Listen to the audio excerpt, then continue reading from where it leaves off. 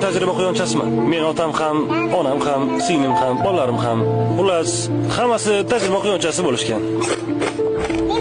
Ular hammasi o'lib ketishgan. Meni ham qismatim shu. Biz shu uchun dunyoga kelganmiz. Quyonlar uchun bu sharafli ish.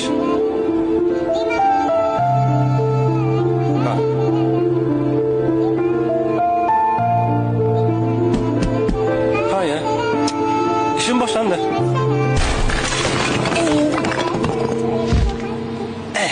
Juda ham qo'rqinchli.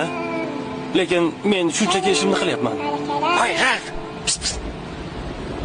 Qayerda bichib yuribdi? Ha, ularmi? Ketimdan yurishibdi va qanaqadir hujjatli film olishdi. Ularni iltimos qil, bizni qutqarishsin. Qutqarsin, meni olib ketsin. Men sizlarni eshitdim. Okey. Menga qarang. Bu joyni kesib tashlab bo'ladi-yu.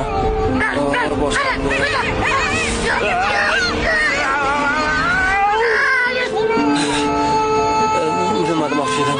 Sizlarga murojaatim hayvonlarga yo'q qarasangiz. To'g'ri turib. Ha, uzr. Men to'g'ri turdimmi? Ha, bo'ladi. Xullas, nima demoqchi edim?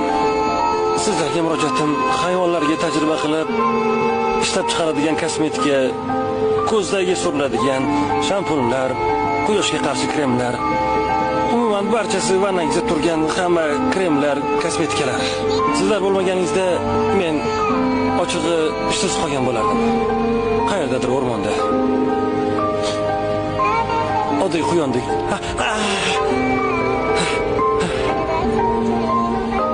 Hammasi zo'r.